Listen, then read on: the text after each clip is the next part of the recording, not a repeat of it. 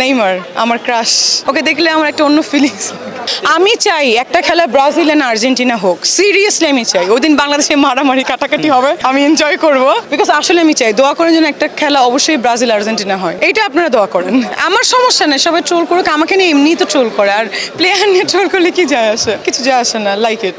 অবশ্যই আমি আর্জেন্টিনা না পছন্দ না সেটা বলিনি, আমি মেসিকে খুব পছন্দ করি, আমি ক্লাবের খেলাগুলো দেখি, আমি রোনালদোকে পছন্দ করি, আমি এমবাপ্পেকে পছন্দ করি, আমি খুব মানে খেলা দেখতে পছন্দ করি, সেটা ক্রিকেট হোক ফুটবল হোক।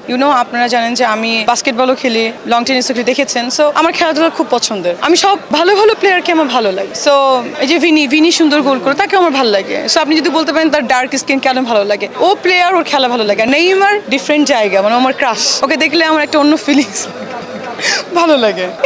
এটা আসলে বাংলাদেশের মানুষের কাজ নাই, তো এই জন্য করে মন্তব্য।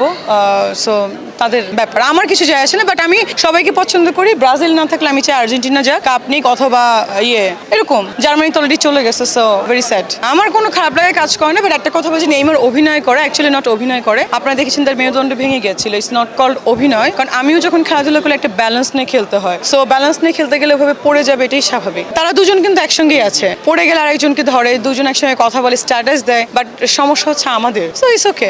অনেক কষ্ট লাগছে, অনেক কান্না করছিলাম সেদিন যখন এক গোল দিল, আমার মন টন খারাপ হয়ে কান্নার মতো। যখন সেকেন্ড দিল, টাইব্রেকার 2 মিনিট আগে না আবার দিল, তখন কি যে শান্তি, লাফালাফি শুরু করছে। ওকে।